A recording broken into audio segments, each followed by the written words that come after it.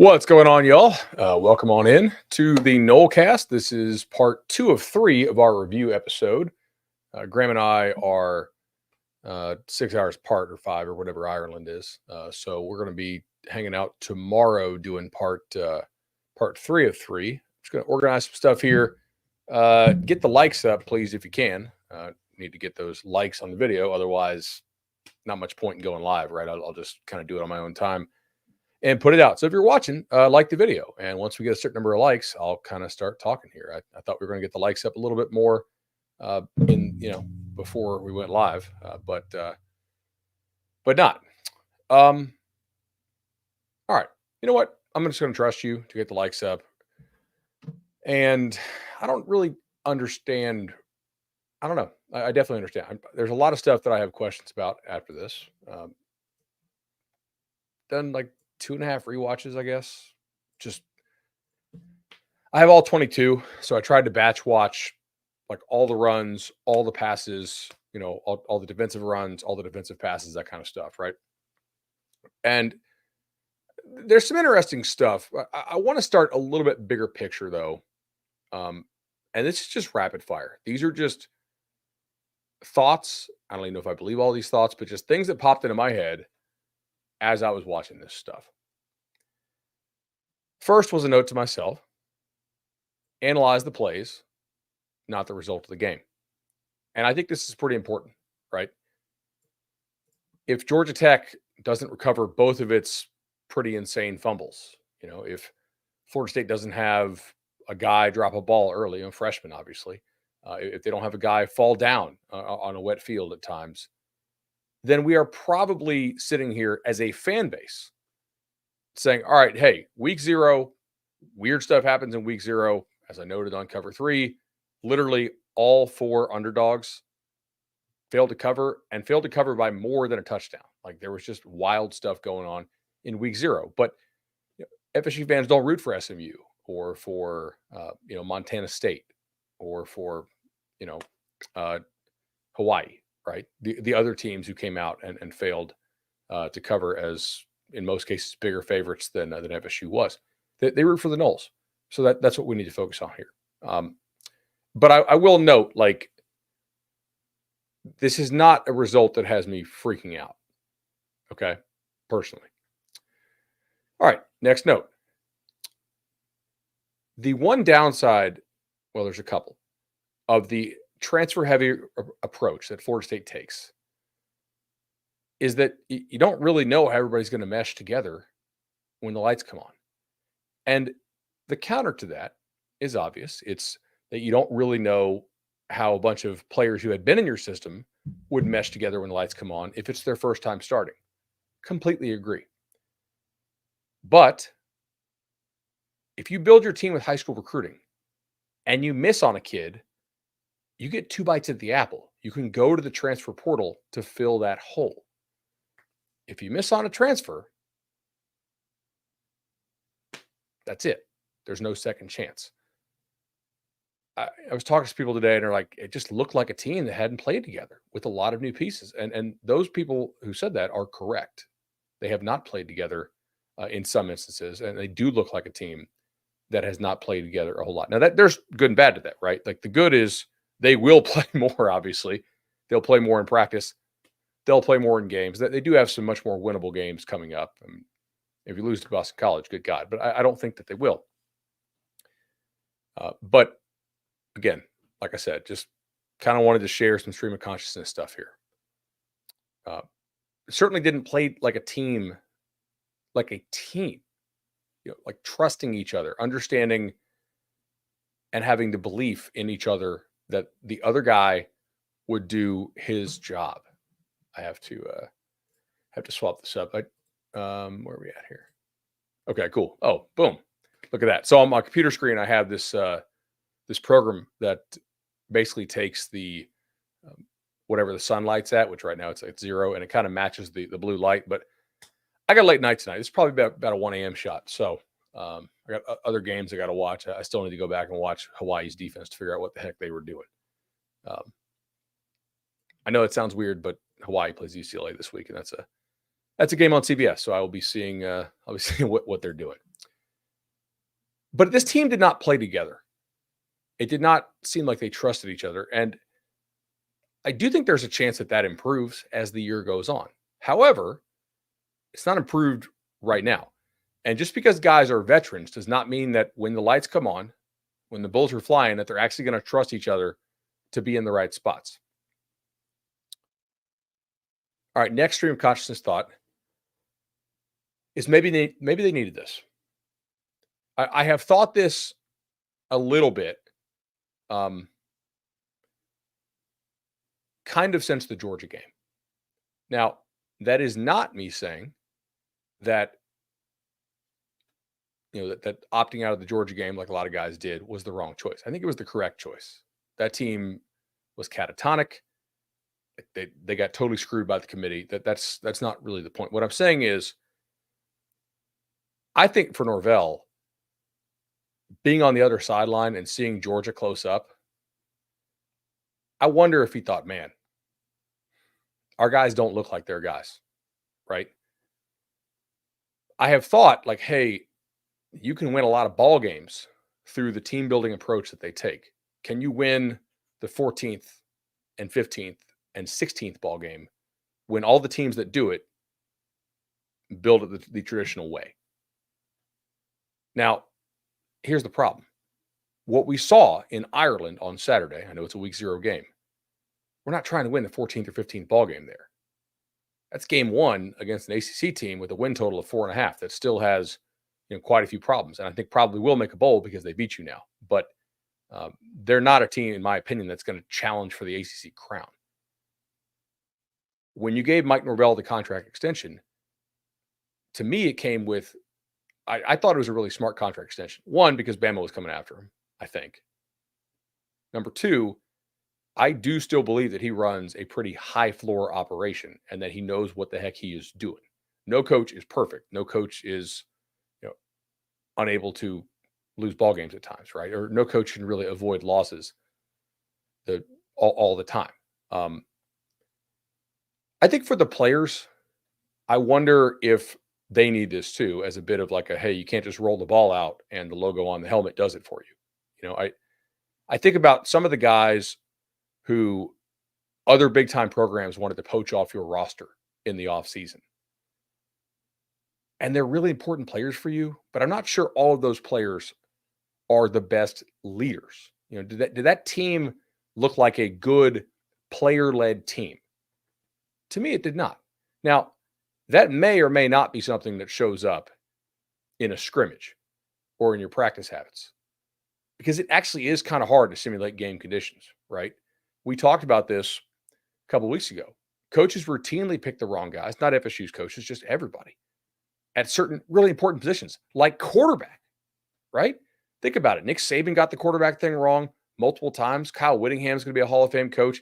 He got it wrong multiple times. But Utah lost the game because they couldn't figure out to play Cam Rising instead of Jake Bentley. They lost like San Diego State at home. Bobby Bowden, I think, got the quarterback thing wrong at least twice in his career. You can kind of go back and be like, oh, wow, how did you not notice that? So practice is not always indicative of how a team is going to play. And in critical moments, I don't know that team had great player leadership.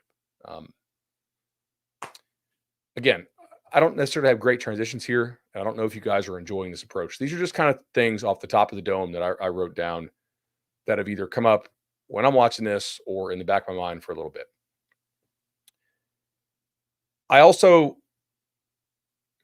There's a lot of good that can come from staff continuity. But if you have some guys on your staff who are zeros in recruiting, I need those position groups to play a heck of a lot better and a heck of a lot smarter than they have been. If you're a guy who can't recruit, who doesn't connect well with recruits, doesn't put in a lot of effort with recruits, I need your position group to be really, really well coached and to play smart. I thought Randy Shannon did a nice job last year, finally getting Kalen DeLoach to pull the pin and go. I didn't see that from any of those linebackers on Saturday. That's a hire that Norvell made. I first guessed it. Florida people and Miami people laughed at the hire. And I think they're laughing pretty hard still, to be honest. I mean, I'm not trying to just go negative here, but again, if you're not going to recruit well, you really better have a position group that is high floor, that plays smart consistently. And I don't know that they have that there. Do you have some dead weight on this staff that had you not gone 13-0? Let's say like maybe the close games last year don't go your way, right? Maybe you lose to Boston College. Maybe Klubnik keeps the ball and doesn't pitch it out there on that fourth down in Clemson. Do you have a little more critical look at your staff, right? Just because you got the big contract and just because you went 13-0 does not necessarily mean that everything you do is the right thing. And I think it's important, again, just like I had to remind myself, judge the plays, not the result of the game, because there were certainly a lot of good plays and there were certainly a lot of bad plays. That's kind of the same thing. Just because you're doing good numbers as a podcast doesn't mean all parts of your operation are great. The same deal applies, right? It's sort of the process over results thing. So I don't know if last year's record was a little bit of confirmation bias of approach and process. I think Ravel's process overall is really good. Clearly, I think I definitely had him in the top 10 among coaches and had him highest of all the CBS sports people. And I wouldn't move that based on one game, right? But holistically, do you have the right balance of relationship people on your staff and coaching, and do you have dead weight on your staff, and do you need to take a look at that? I don't know. I have my suspicions. All right, more stuff here. Biggest, strongest, fastest.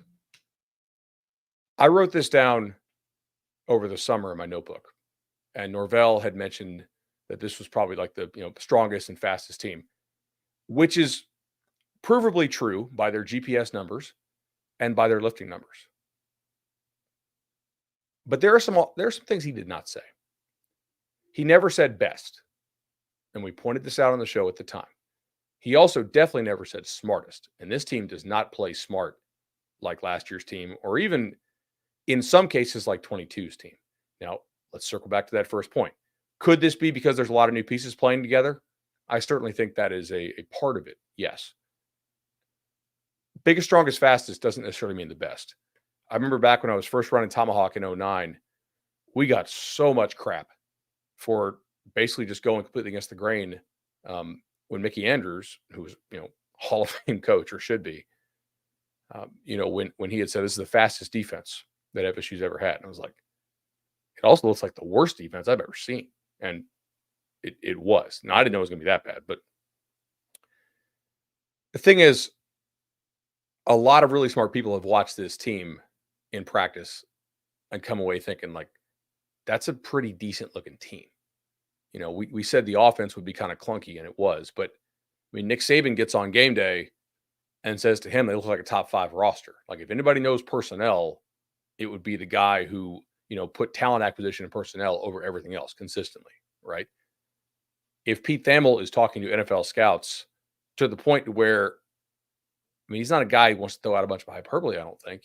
ESPN guy's got a good track record as a reporter. Certainly no FSU bias, I don't think, either for or against. If he's saying that NFL scouts are telling him that this is the best defensive line in the country, period, and then he says he thinks 4 of them are going to be in the top 100 picks in the upcoming draft. As a reporter, that is not something that you're going to just take FSU's coaching staff's word for it, right?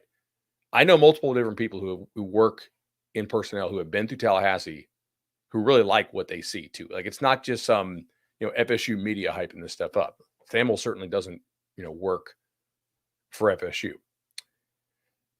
But yet, again, it can be hard to predict how they're going to play in games, especially in week 1. And that's not a cop-out.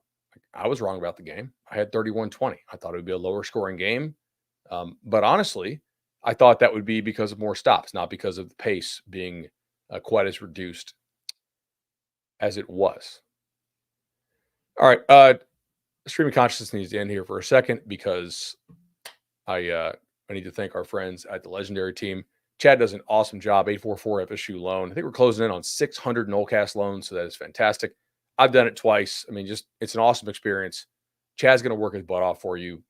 Can close to 600 Nolecast listeners be wrong? I don't know. I mean, I was wrong about the game. I guess they could be in theory, but I think you should call to find out because I think you're really going to enjoy the experience that you get with Chad. All right. Did they whiff on all 4 of the Bama transfers? It's just what I wrote down. I watched Keandre, and he's very limited athletically, but they have been happy with his power and the physicality. And yet, he didn't blow guys off the ball consistently. And Ferguson, couldn't get on the field at Alabama. And there's no real shame in that one. I get it because Bama has 2 really high guards. Like Roberts and Booker are legitimately highly rated. I get the NFL draft grades that the teams buy, both of them, and both those guys have really high grades. Like the preseason stuff at the NFL. Somebody leaked it to me. But I mean, none of those guys have had an impact for you. Roydell can pass pro some, but he didn't make anybody miss, right? Little doesn't seem to be acclimated to the defense yet. So, and Murphy can't get on the field at all. The transfers they took, I mean, at this point, I am left, but only to conclude that they have missed on a higher number than they had in previous years. And we said that was not a sustainable hit rate. Like eventually you're going to miss on one. But I do think that they were expecting more out of Ferguson, more out of Roydell, and more out of Little. And so far through one game, it's just one game. Like they could play a heck of a lot better. I think they still have probably long-term hopes for Ferguson. And Roydell is not bad. He had a couple chances to make people miss, and he went down on first contact. It's not like I think he does make the correct reads in the run game. I didn't see him miss holes, but several times the line blocked it up. You play running back Florida State. I kind of need you to make somebody miss and get a little more out of the run. All right, let's go and transition to offense. This might be a little bit shorter than I thought because I just have a lot of notes, but I'm just talking. Scroll the chat here real quick. Take a sip.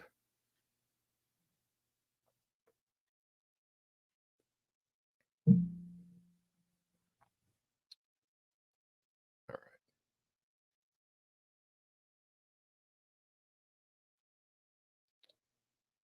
Yeah, I'm pretty sure that dude was in bounds for Georgia Tech. I think Danny Cannell was actually joking about that when he was tweeting how the clock should have stopped. Personally, I don't think that's a thing that's I think that's a joke by Danny. Okay.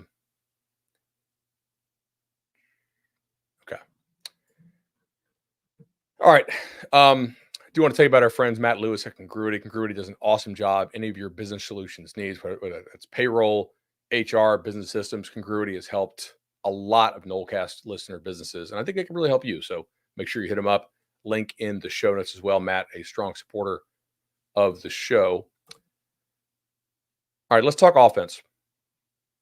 And again, I don't think you should be panicking about this team, right? Personally, that's not something that I would do. I don't think. I mean, there's some correctable stuff here. There's some stuff that I think they probably misevaluated about their own team in the short term. But that doesn't mean that they have to do it in the long term. And nobody's perfect, right? Like the only real way to avoid ever losing games to lesser opponents is to play on a video game. The second best way is to just have an incredible talent advantage, which recruit better from the high school level. All right. Offensively, to me, that looked like a game plan that was drawn up and implemented based on what you saw for the majority of camp from the passing game, which was poor. There are a lot of reports out there that they looked better passing the ball in the final stretch of camp, which is encouraging. But if I'm Mike Norvell, I'm not believing in that in game one, personally. I don't blame Mike for not going to the passing game more. I don't think they have great trust in DJ based on the way they called it. Okay. Georgia Tech clearly didn't think they did.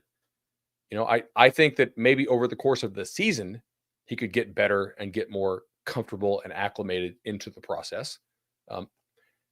But right now, it seemed like they were very limited in terms of the passing menu for him. And my guess here is that Mike formed that opinion based on what the practice looked like in spring and the majority of fall camp. Yes, it's encouraging the passing game is improving in camp. Got to continue to rep that in practice.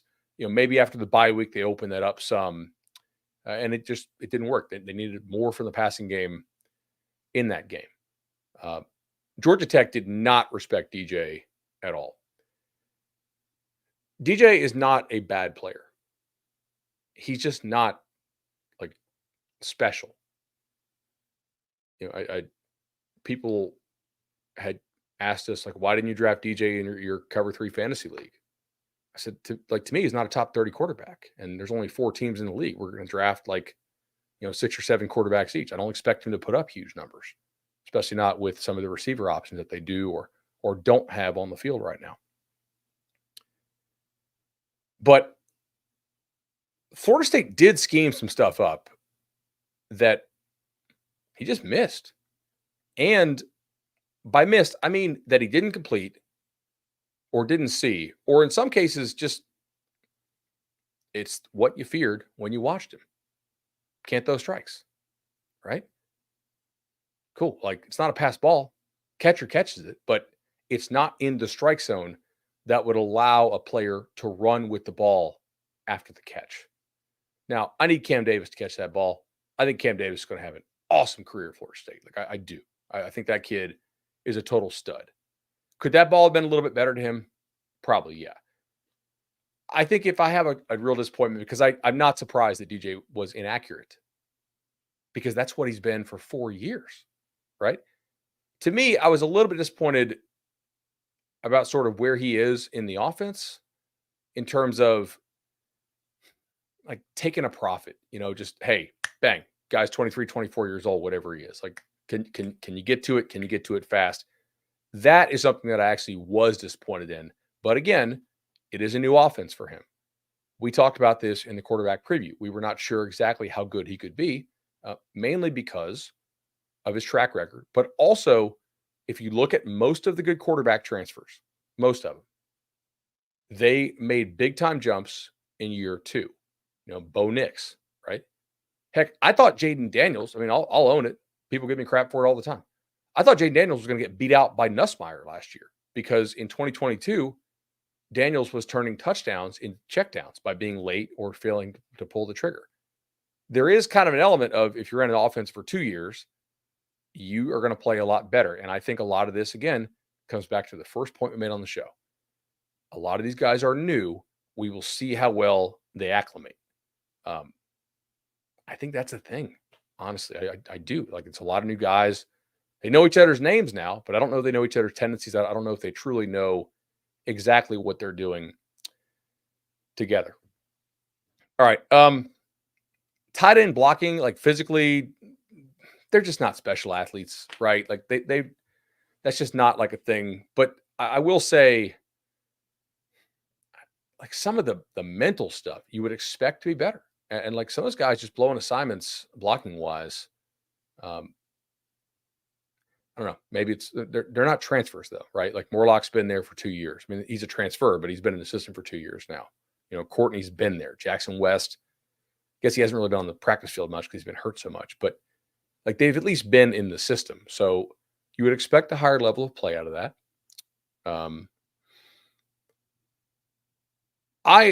My next point here, I'm sorry these aren't totally in order. Like, I tried to organize them basically just by like overall stuff, offense, defense. All right.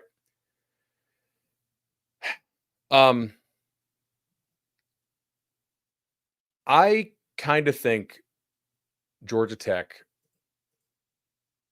took advantage of what they believed FSU would do with a brand new quarterback and a lot of new pieces with the helmet comms.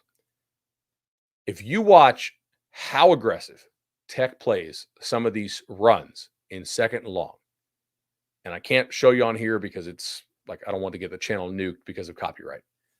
But I'm telling you, if you guys watch the All-22, I don't think these are actually run blitzes, but I basically think, like, okay, you got your look that you're showing on defense at 22 seconds. right? Tech sitting in a 2 high shell. FSU got their call. It's like 2nd and 9. They clearly don't want to be in long down and distance with this receiver room who they don't think really can win in those obvious passing situations. Those Tech safeties are screaming downhill. And the thing is, pre-snap, they're showing that 2 shell look, okay? I think they're kind of gaming FSU in the headset and be like, hey, all right, you got the run look. Let's go. They're not really showing it pre-snap, but as soon as FSU shows any kind of run action, man, those safeties are downhill like crazy. And I don't know that FSU had enough, RPO and counters off that. And repeatedly, it was like, damn, like they baited FSU into that with that pre-snap look. Again, there's a lot of newness in college football this year. There's a lot of new players on this team, but also like the whole helmet comms is a new thing. We don't know if FSU is good, bad, middle of the road at handling the helmet comm stuff. We don't know how Mike uses that, right? I mean, he said in his presser, I got to be better. He didn't really say specifically at what, but in my head, I was like, man, I wonder if that wasn't something, because the pre-snap looks you're getting, not every time, but in a lot of these second and passing down situations, you do have some numbers to run at the snap, and they very quickly change after you show any kind of run action.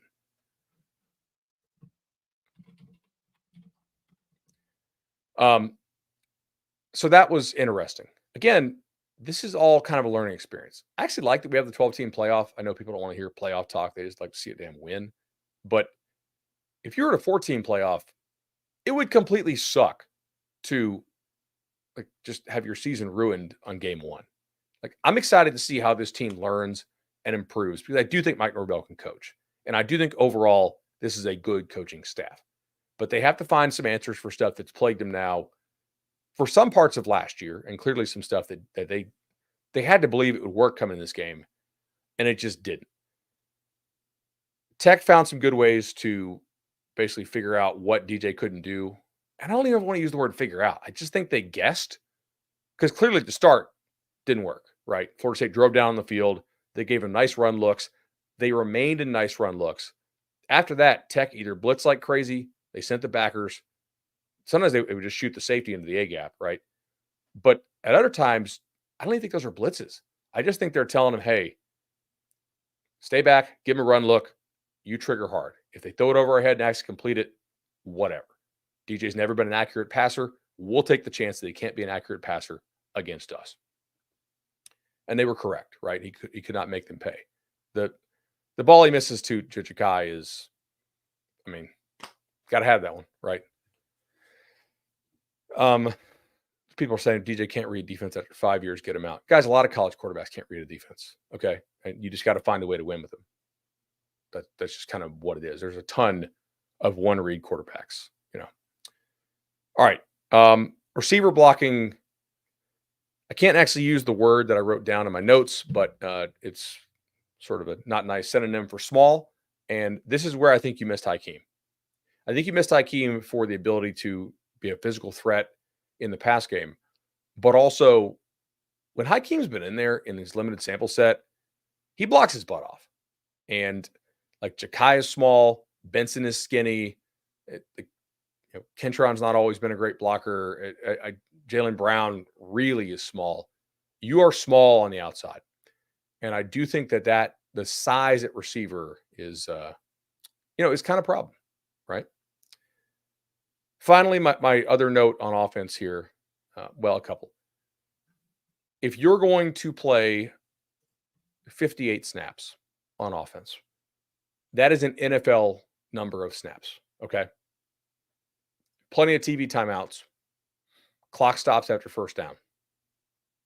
You are not snapping the ball basically ever until the play clock is under 15.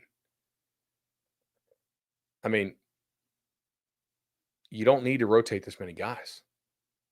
They're 21, 22, 23-year-old kids for the most part. You don't need to swap them out that much. Now, if you want to sit, Byers down for a second because he needs a mental break or something, that worked pretty well at times last year in the Clemson game. specifically, but and not all of these college games this weekend were played at a really slow pace. Part of this was because the ball never hit the ground, basically. I mean, there was what, maybe 10 incompletions total or 12. Um, that's play your starters, tighten up the rotation, and basically just stick with the guys who you can really trust. So, Tech View says the Nolecast thoughts about the Boston College game. Uh, well, I think we will have a Boston College preview. I can tell you that I am feeling great about that game, actually. I think they're going to bounce back. I think they're going to kill Boston College. Maybe that sounds insane. I don't think it's blind faith. I'll explain why more coming up when we do the preview. The preview will probably be Friday since it's a Monday night game, I would have to think. So, people say O-line was the biggest disappointment Saturday. I don't know. Like, the O-line definitely opened up a lot of holes in the run game. So, I mean, I'm not insanely worried about the offensive line. I need your running backs to be playmakers, right? Like, the way they played, like if you're an NFL scout, you're like, no thanks. But Toa Philly because he can catch the ball, like we get drafted, but like, this dude, they didn't look special, So,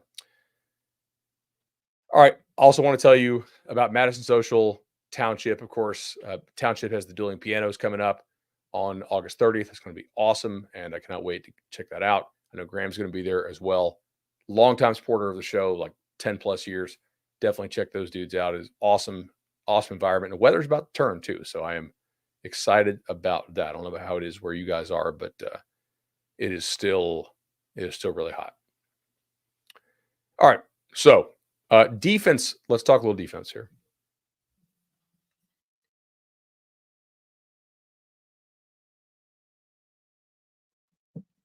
All right.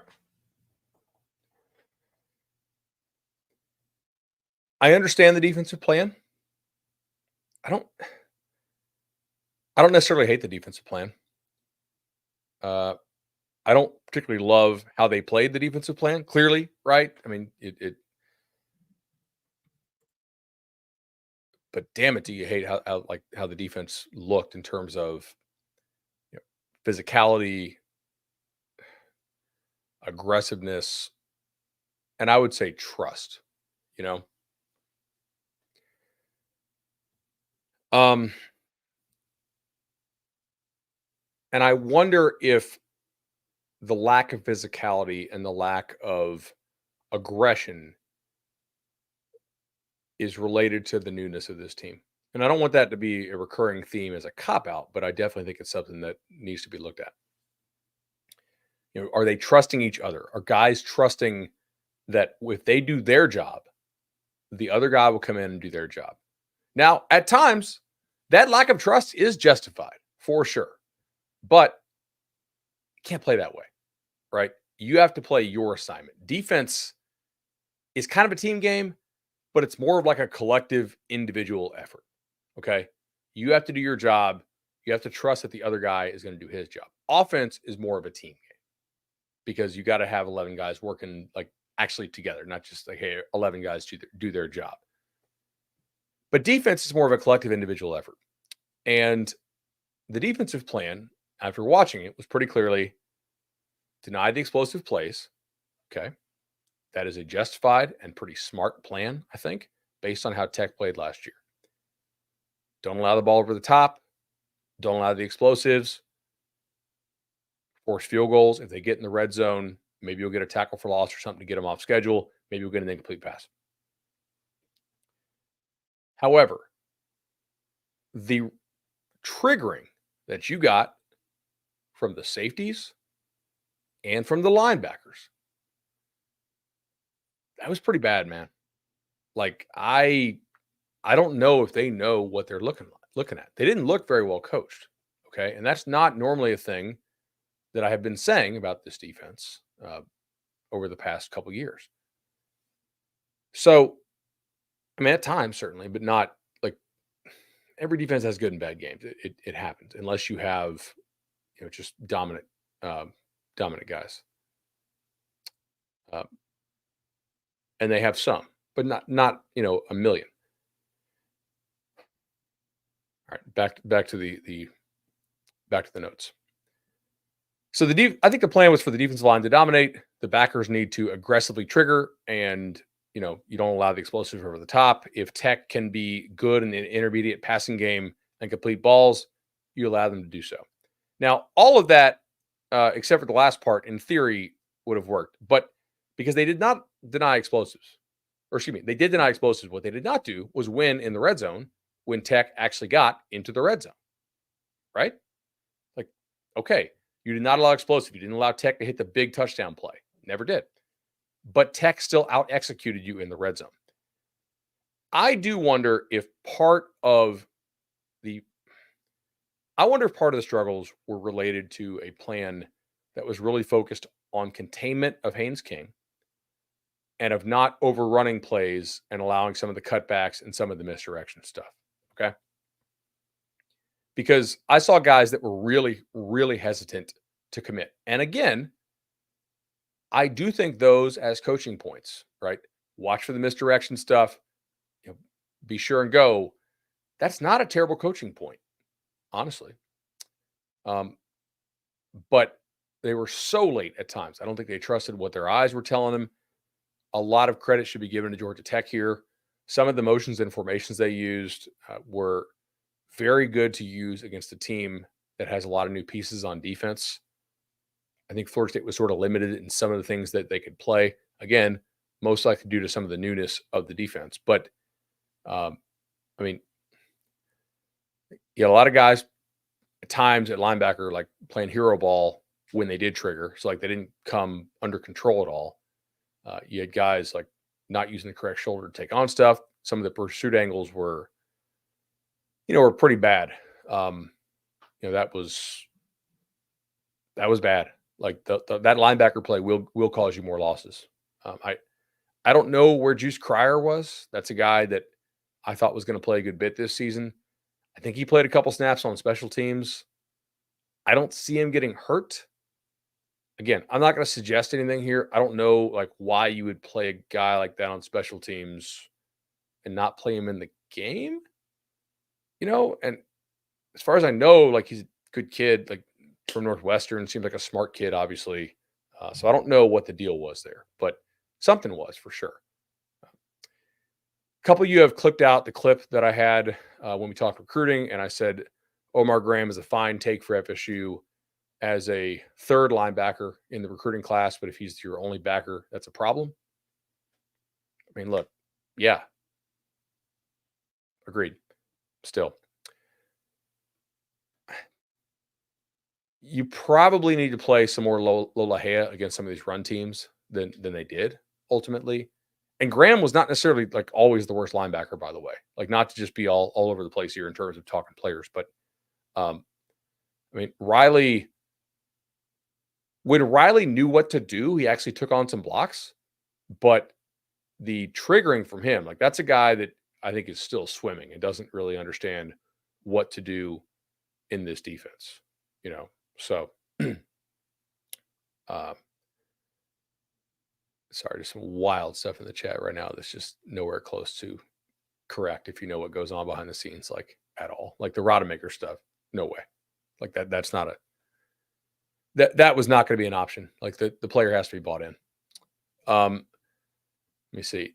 So the defensive line, I do think there is definitely some room for criticism here. They did not dominate. Okay. They're not quite as bad as some of the media commentators out there are going to tell you they were, but also you need them to play better too. Like you need them to blow up more plays, especially if the linebackers are going to be as hesitant and as soft as they were. And they were, right? And I don't think that they're necessarily soft players, but when you're not confident what you're seeing, you play slow and you play tentative. Georgia Tech was okay making mistakes, but they played with their hair on fire. Florida State's guys did not, right? They were not okay making mistakes. It was like they were very kind of just tiptoeing around. I saved this for pretty late in the show. I wanted to be to talk about other stuff first. I hate playing Haynes King on a wet field.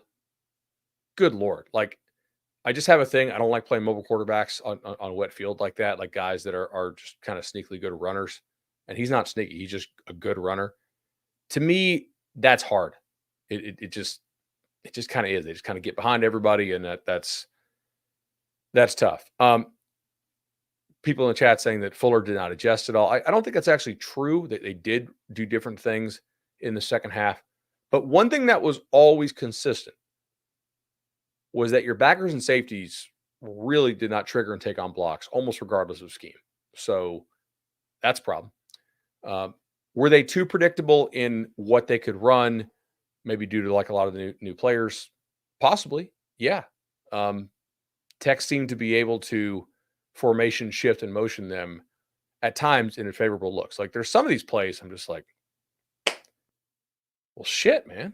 They're just out gapped, right? There's not much that you can really do here. So, yeah, I think that Tech had a better plan than you, and Tech's players had a lot more confidence in the plan. It's going to happen occasionally. I think if you're a Knoll, you hope it doesn't happen often, right? You guys saw it. Did they misevaluate Brown, right? The corner they took from Miami, who they now have playing safety. He was terrible at corner last year. They thought he'd be better in that safety role. I don't know. I mean, based on one game, absolutely. Is he still going to roll out there? Hussey didn't crush it, I guess. So we'll see as they keep evolving. I would not freak out about this team. I still think this team's going to find a way to win a pretty good number of games. Some of the fundamental stuff on defense and some of the kind of just like the not dumb, but just like not team defense is not great. I want to see who else they get in. I mean, I think you got to play Nicholson more because he at least triggers. I mean, he's going to make some mistakes, but at least he goes, and that's he'll be wrong some. Like they will allow some explosives. If your guys can't trigger from depth, you probably just need to I guess against some of these teams, load the box a little bit more, and we'll see. Yeah, I mean, like a lot of pretty unhinged comments in the chat there. I'll try to take some ones that are like reasonable questions before we get out of here. Did Bud cover the atrocious clock management at the end of the first with 3 timeouts? We let the clock go from 103 to 39. Could have run 2 to 3 more plays. I did actually in the instant reaction. That was something that we noticed immediately. I think that they were again, I think this gets back to how much do they really trust DJ right now. I think they're pretty and this is not an excuse. Okay, there's an explanation as to why something happened. It doesn't make it okay for it to happen. But this is why I think. And again, guys, this is all my opinion. I definitely don't think I'm 100% correct on all this. Some of the stuff I'm not even really sure that like I am fully in on. Just I wanted to share some thoughts that came to my mind as I was going through this stuff today. I think they're like really trying to talk him through each play on the headset.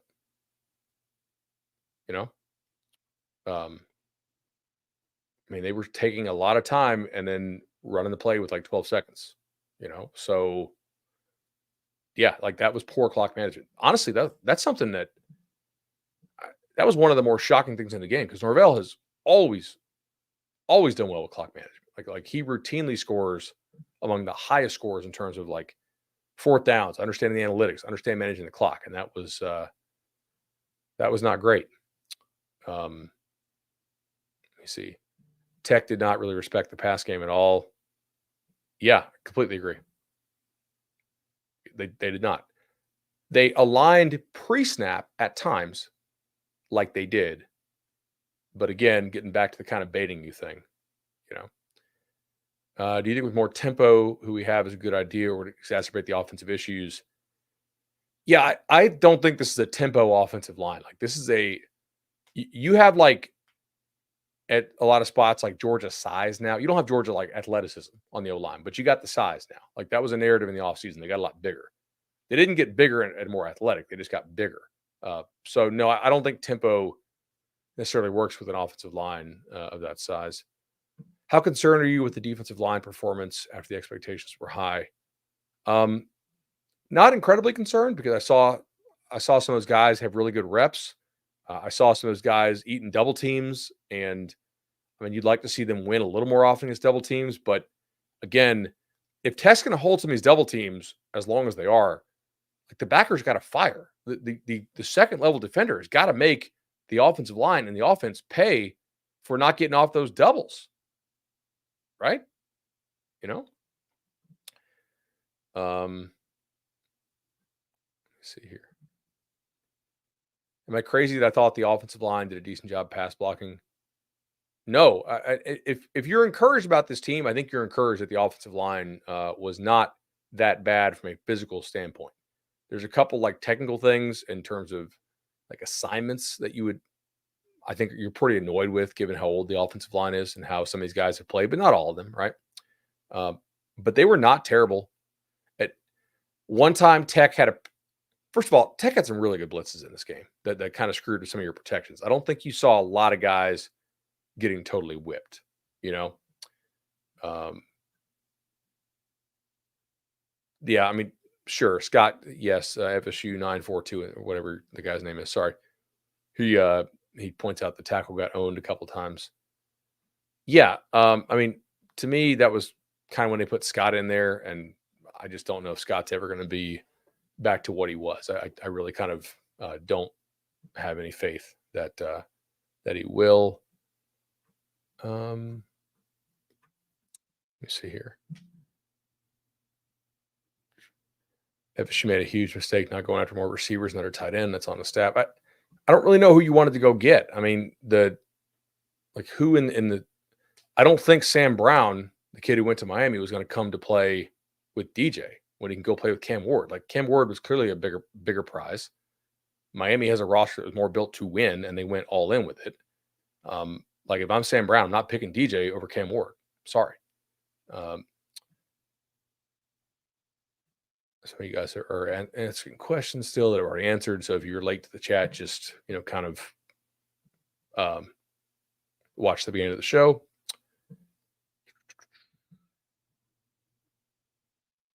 Concern over Thomas Castellano's edge ability after dealing with Haynes King, who's not as fast.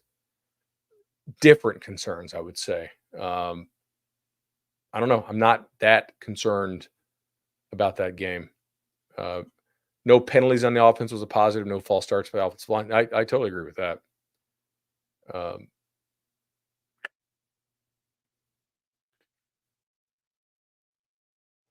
Thoughts on Cam Davis? I think Cam Davis is going to be a total stud for you. Total stud. Do you think McCoy and Moore, the freshman receiver, should get some run later in the season? Yeah, I do actually. I definitely think that they'll try to work those guys more in through the end of the season.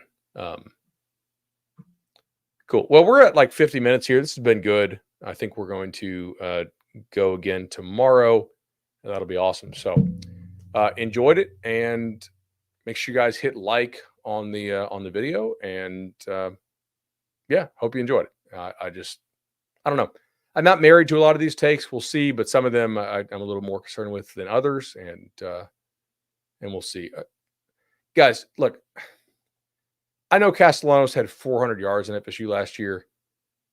If you watch the FSU team play last year, I mean, dude, FSU had the flu in that game, like legitimately. They warmed up. A lot of the players had masks on during that week and like in the pregame. So they played like it. Like they looked like they were stuck in mud. Cool. All right. I think the chat's just evolving into madness now. This has been fun. Enjoyed it. And I will see you guys again tomorrow for part 3.